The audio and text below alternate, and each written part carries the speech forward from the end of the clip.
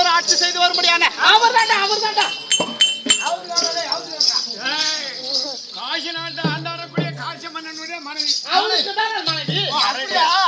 அவரு பொண்டாடி நம்ம வீட்டுக்காரங்க பேரை சொல்லக்கூடாது இல்லையா? அதுக்காக அவருக்கு சொன்ன நீ அதே அவருக்கு ஓடுறவன். ஒரு குடும்பத்தை பொண்ண பாரியா அண்ணாமலையா, இந்த மாதிரி பொண்ணு ஓடி போனாலும் கிடைக்குமா? கிடைக்காது. மாணிக்கம் தேடி போனாலும் கிடைக்குமா? புருஷனை ரூம்ல விட்டுட்டு வெளியே வந்தா நைட்டு 12 மணிக்கு தான் வீட்டுக்கு போவேன்.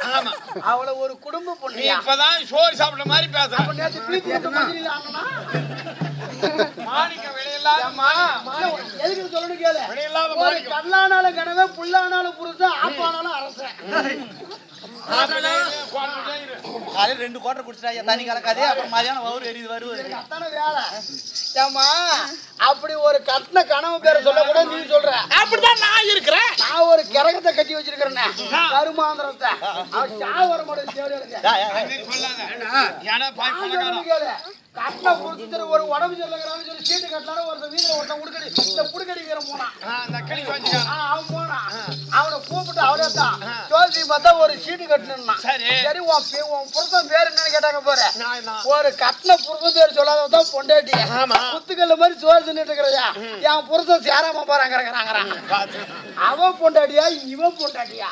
அதெல்லாம் பொறுத்துதான் போகணும். அதெல்லாம் பொறுத்துதான் போகணும். சரி விட அவருக்கு ஆசை மணியாட்டி இளைய மணியாட்டி நான் தான் மாணிக்கவல்லி. ஒரு குடும்ப பொண்ணு வீதியில வரக்குள்ள தெரிஞ்சுக்கலாம். மகாலட்சுமி சரியா சொல்லுங்க. எப்படின்னு கேளு. ஒரு செயினை போட்டுக்கிட்டு அழகா ஒரு முளை பூ வச்சுக்கிட்டு ஒரு சின்னதா குங்கும பூ வச்சு வாழ்க்கையில புருஷன் பேரு சொல்ல ஒரு பொட்டு வச்சுக்கிட்டு வீதியில நடந்து வந்தா மகாலட்சுமி வரா, மதுரை அடங்கி இருக்கிறா அப்படின்னு ஊர்ல இருக்கிறவங்க பூரா கையெடுத்து கும்பிடுவான். நான் இருக்கிறேன் இருக்கிற தேவையா ஒரு அடி செயினு போட்டுக்கிட்டு மங்காத்தா பொட்டு வச்சுக்கிட்டு அவன் கொண்டைய வரையா அப்படி இருந்தாலும் இந்த மாதிரி அவன் போட்டுட்டு வராளோ இவ சத்தியமா புருஷனுக்கு அடங்க மாட்டான். அவன் தான் அடங்கி கிடக்கணும் உள்ள. தம்பி அப்பேற்பட்ட மன்னவருக்கு அதாவது உலகம் முழுவதும் தேடி ஒரு பொண்ணை பார்த்து திருமணம் செஞ்சு வச்சாங்க.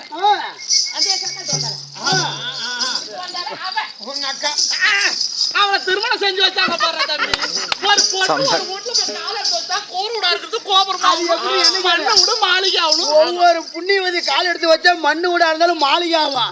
அப்ப பெரியவங்க என்ன சொல்லுவாங்க, மகராசி இல்லாத குடும்பத்துக்கு வந்தா இன்னைக்கு அவன் ஊடு படம் காடு லாரி வச்சிருக்கிறான். ஒவ்வொரு தொடகாலி புண்ணியம் வந்தாலும் அது மாளிகையா இருந்தாலும் மண்ணா போடும். அப்படி இவன் போய் காலம் வச்சா தம்பி இருக்கு கடன் தான் உருவாக்குனா சரி அது போல போகுது. லட்சுமி கலை வீட்டுக்கு வரல அட ஒரு பிள்ளை ஒரு ஆம்பளை பிள்ளை ஒரு பட்ட பிள்ளை பேத்து கொடுப்போம். இல்ல அதுக்கு ஆயுத வச்சுங்க பாட்டு தக்காளி தந்திரியம் அந்த பொண்ணு கல்யாணம் பண்ணாரு. பொண்டாடிக்கு கருப்பு பை இருக்குதா இல்லையா உள்ள பொண்ணு பாக்குறதுல அப்படி அவனை திருமணம் செய்து யார் சுத்தவல்லி திருமணம் செய்து அப்ப மழை வெள்ளங்களாக குழந்தை இல்லாமல் எங்க வீட்டுக்காரர் மன தயக்கத்துடனே இருக்க அதன் பிறகு ஊர் பெருமாள் சொல்லி அங்க இன்னொரு பொண்ணு அழகா இருக்கிறோம் அவளை கல்யாணம் பண்ணிடுவாங்க. குழந்தை இருந்தாலும் பாக்கலாம்னு சொல்ல குளிக்காத்தாலும் குளிக்காத்திருப்பேன் அந்த கரண்டான வீடுக்கு யாருக்கு வந்த. ஆனா நான் மனமேடையில தாலி கட்டிக்கிறது ஒத்துக்கிட்டு எதுக்காக ஒத்துக்கிட்டேன். அப்பா நீங்க தெரிவித்த பிரகாரம் 2ஆம் அதுக்கு போனது சரிதான். ஆளு ரொம்ப வயசாகி போச்சு. கையாட்டி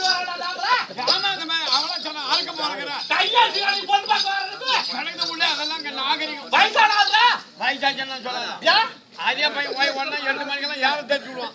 வயசான ஆள் தான் 4 மணிக்கு 4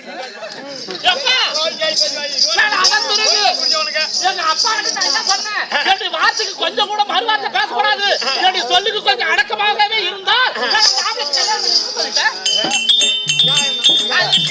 என்னுடைய ஆசைக்கு மயங்கி அந்த மன்னர் கையெழுத்து போட்டு கையில கொடுத்துட்டாரு. வீட்டுல பத்தமா வச்சிருக்கேன் ஒரு வார்த்தை பேச முடியுமா? அப்படி இருந்தா தம்பி அந்த ஆம்பளை வயசாகி போச்சு நான் சும்மா விட்டேன். காலையில என்ன கொடுக்கணுமோ டிஃபன் கொடுக்கறதுல இருந்து கரெக்டா பெட் காப்பில இருந்து மதிய சாம்பார் ரசத்தோட நாட்டுக்கோழி பிடிச்சி வந்து கூட நெப்போலி பாட்டில் வச்சுதான் கூட்டது. அப்பா ராத்திரி என்ன கொடுக்கணும் இப்படி வேலை வேலைக்கு கொடுத்து அந்த ஆம்பளை மாலால வந்து கீழே போட்டு வந்தாலும் நான் பெட்ரோல் மேல தூக்கி போட்டு